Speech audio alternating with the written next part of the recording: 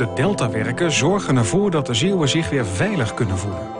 Tientallen dammen en dijken hebben het water bedwongen en tot rust gebracht. Maar wat betekent dat voor al die planten en dieren die in het water leven? Heeft de natuur zich kunnen aanpassen?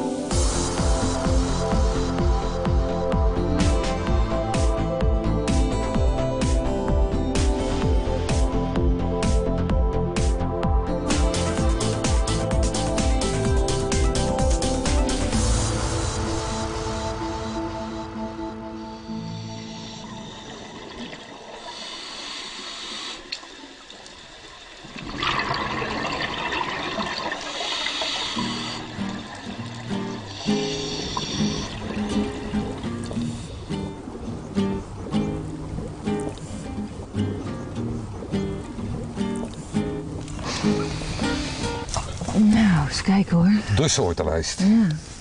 3, 4, 5, 6, 7, 8, 9, 10, 11, 12, 14 soorten heb jij. Ja, maar in 3 kwadrantjes. En wat is een kwadrant? Dat is het plasticje, dat leg je op de bodem neer. Het is gewoon een vierkantje op de bodem. Ja, en dan 3 bij elkaar. En dat heet een station. En dan breng je gewoon het aantal soorten in kaart. En dit zijn de monsters die je hebt meegenomen? Dit zijn de monsters en die worden nog onder de binoculair onderzocht verder. Dus dan komen er nog wel eens een keertje 14 soorten bij. Ja. En dit onderzoek, dat heb je nu hier gedaan, hè, net?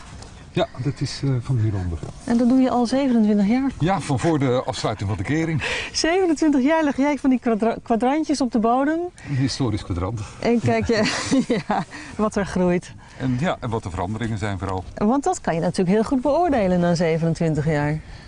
Dat was de bedoeling van het onderzoek, daarom is het opgestart. Ja. Vertel. De gemeenschappen zijn goed veranderd en je herkent het nauwelijks meer terug. Wat zijn gemeenschappen? Dat is het totaal van alle planten en dieren die bij elkaar in die kwadrantjes leven. En hoe komt dat dan? De grootste factor is dat de stroomsnelheid door de bouw van de stormvloedkering enorm gereduceerd is. Ja. En dat is het sterkste aan deze kust en in de centrale kom. En in iets mindere mate aan de kust van Noord-Beverland. Ja.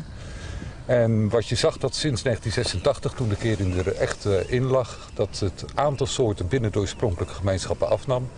Dat duurde zo tot 1989, afhankelijk van de plaats. In dit gebied was dat toen, in 1989, toen kwamen de eerste nieuwe soorten opzetten. Ja. Maar dat waren wel soorten die eigenlijk van oorsprong niet in Nederland thuis horen. Zoals? Zoals de Japanse oester, die nu hier een bedekking heeft van 95%. Alle stenen bedekt en alles groeit eigenlijk op de Japanse oesters. Dat overwoekert, hè? En dat zijn hier ook de kolonivormende zakpijpen, deze diplosoma en die demnen. Dat zijn allemaal soorten, van, meestal met een Pacifische achtergrond. En die inheemse soorten, welke zijn dat dan, die aan het verdwijnen zijn? De soort die we heel weinig meer terugzien is de broodspons. En onze zeeanjelier, die is ook sterk afgenomen sinds 1989. Ja. Dat zijn die schitterende zeeanjelieren die hier hele velden vormden en vroeger voorkwamen tot halverwege het Hammen, bij de locatie Flauwes. Kon je naar beneden gaan tot 40 meter, was het één grote helling met zeeanjelieren. En komt dat dan omdat die overwoekerd wordt door de Japanse oester? Of heeft dat echt met die stroming te maken? Zijn eerst in aantallen achteruit genomen voordat de exoten zich konden vestigen. En kijk je dan ook in de hele Oosterschelde of alleen hier in het westelijk gedeelte? Nee, ik heb 20 locaties over de Oosterschelde. Dus tot en met in het Zeep. Ja, dus dan moet je ook verschillen zien tussen hier en daar. Er bestaan ook verschillen. Van hier was de oorspronkelijke gemeenschap vooral met de broodspons, tubularia en de zeeanjelier. Iets verderop zag je meer kolonivormende solitaire zakpijpen erbij komen. Ja? Ook de golfbreker anemoon. Ja. Wat wel een wijsje naar het potje? Wat zie je? Nou ja, hier zie je die kolonivormende zakpijpen. In grote hoeveelheden bij elkaar zijn. Maar die zijn dus, individuen zijn maar heel erg klein. Maar samen kunnen ze hele grote kosten vormen. Echt dit soort plakkaten. Nou, mijn juffrouw, hebben we een prachtig bloemetje voor u meegebracht.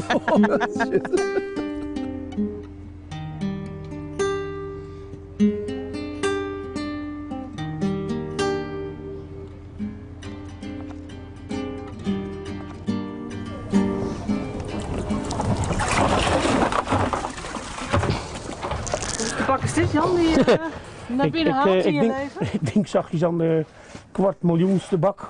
Een 250.000? Ja, fuiken en alles bij elkaar toch wel zeker wel zoveel. Hoe lang vis je dan?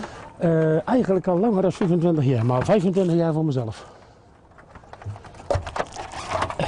Op Kreeften? Op Kreeft. Wat een ding. Eerst op paling. Ja, dit is... Hoeveel weegt hij wel niet? Hè? Die weegt 3 kilo, ruim 3 kilo. Jeetje, maar zijn ze allemaal zo groot? Nee, ja, maar wel veel meer dan andere jaren, want het is gigantisch met de kreeft op het ogenblik. Ja. Ik ben echt wel van die grote jongens, het is echt... Ja, je moet niet bang te wezen. Ze zijn geboeid. Maar als ik nu onder water kijk, dan stikt het hier van de kreeft hè, in Oosterschelde. Was Ja. dat dan 25 jaar geleden ook al zo? Nee, belangrijk niet. Het is duidelijk dat die kreeften... Dit kan geen kwaad. Nee, dat kan geen kwaad. Dat die kreeften naar de pluiting van de dammen boven, niet zozeer van de Oosterscheldekering, maar de dammen boven, dat de biotoop voor die kreeften stukken verbeterd is. Oh ja? Met name de temperatuur van het water, want minder getijdige stroom is toch minder afkoeling. Er is geen zoet water meer op de Oosterschelde, dat is voor die kreeften alleen maar gunstig. Die beesten die voelen er echt prima bij een constant zoutgehalte. De temperatuur van het water is, mede dankzij de opwarming van de aarde, is hier ook naar boven gegaan. En die kreeften die groeien het best bij 15 tot 18 graden watertemperatuur. En dat had vroeger bijvoorbeeld maar 3 maanden in een jaar. Ja. En tegenwoordig is dat misschien wel een half jaar. Oké. Maar goed, begin jaren 60 hebben ze natuurlijk een enorme terugval gehad hè, door die strenge winter. Daar konden ze niet tegen. Nou, ze konden wel tegen de strenge winter, want daar ben ze in 97 ben we erachter gekomen dat die kreeften ook gewoon met het koud water, gewoon in de diepere waterkruppen, werden ze gewoon 2 graden, kunnen ze makkelijk overleven. Maar in 62, 63, toen was de rivieren, die kwamen nog op de Oosterschelde uit. En dat zijn natuurlijk 3 maanden lang ijs geweest. En ijs is zoet. Want zeewater bevriest niet, alleen zoetwater bevriest. Dus ook de Oosterschelde weer wat zouter. Want het zoete water bevroor, dat dreef bovenop. Toen ging het dooien en toen kwam er zo'n stroom met zoet water van de rivieren af. En de kreeften zijn eigenlijk doorgegeven van het zoete water, niet speciaal van de kou. En dat kan ik merken, want we hebben hier wel eens een hoosbui met regen. En dan, als het dan de kreeften aan dek leggen, dan moeten ze afdekken, want anders gaan ze dood van de regen. Wat gaat er met deze jongen gebeuren? Wie neem je mee? Ja, nou, ik denk dat er gewoon lekker verkocht wordt en dat er iemand er heerlijk van zit te peuzelen, ik kan me mij zo voorstellen. Het is eigenlijk zonde als je hem ziet. Het is gewoon een prachtig. Nee, joh, dat is ook zoiets. Dat beest, dat hij een prachtleven had in het mooiste water van Europa. Wervel, dat beest is dankbaar dat er nu mag eindigen in een pan. Je hebt het mooiste leven gehad, een heel gezond leven gehad. Wat is er mis mee? Niks. En zeker niet in dat mooie water van de Oosterschelde. Hij is bevoorrecht.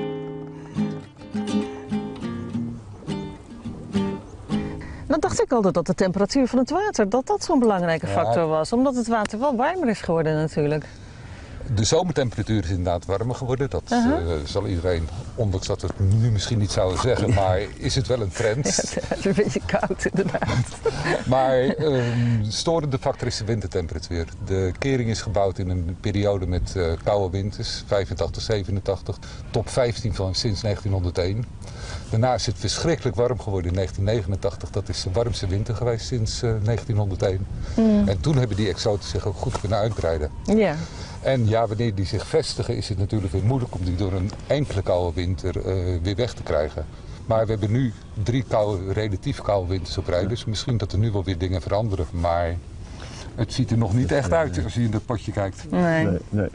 Als we nou het centrale gedeelte van de Oosterschelde pakken, zeg maar het middengedeelte rondom de Zeelandbrug. Wat zie je daar dan aan verschillen ten opzichte van deze locaties? Het aandeel van de exoten wordt groter. De totale bedekking en het aantal exotische soorten. En zie je ook het uitsterven van de inheemse soorten ook meer? Het verlies aan biodiversiteit, zeg maar? Dat is in alle gemeenschappen gebeurd sinds 1986. Ja, al met al dus toch wel geen vrolijk verhaal. Hè? Toch een verarming. Het is een ander ecosysteem geworden. Ja? Van een heel dynamisch ecosysteem met hele grote stroomsnelheden is het naar een systeem gebracht waar alles meer geleidelijk is geworden. En wat ook veel meer op elkaar lijkt. Ja. Maar als je nou een voorzichtige blik op de toekomst zou werpen, wat krijgen we dan straks? Een grote oesterbank en... Die hebben we al. Ja. En het is de vraag wat er nog meer naar Nederland wordt aangevoerd. En welke soort kan overwoekeren. Ja. Maar hier is een mooi voorbeeld ervan. Vroeger hadden we ons wiertje, ons suikerwier. Oh ja. Dat is Die kwam hier in grote velden voor. En hier is die zonder middenrib en met dat hechtvoetje. Ja. En eind 90 jaar is daar een Nieuw-Zeelandse soort voor in de plek gekomen. En dat is deze. En eigenlijk, ja, wat is mooier? Dat is een moeilijke vraag. Het zijn alle twee flapjes en misschien is deze zelfs wel karakteristieken met het voetje. Ja. Maar ja, dit is onze oorspronkelijke Europese soort en dit is een aangeboerde soort. Onze eigen wier. Onze eigen suikerbier. Ja. De Nederlandse naam is suikerwier. Dus ik vraag mij af of dit nou in plaats van dat ziltige wat je hier proeft, of dit inderdaad ook een beetje zoete smaak heeft. Jij wil ook alles eten, hè? Ik zou zeggen, Alle dieren zijn eetbaar. Alle dieren zijn eetbaar. Doe je ogen dicht. Lamsoor, Doe je ogen dicht. zeekraal. Makame of suikerbier? Oesters. Nou, even die tweede en dan ga ik zeggen wat de volgorde was. Smaaktest dit.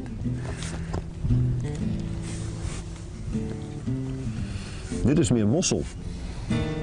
Mosselbier. Ja.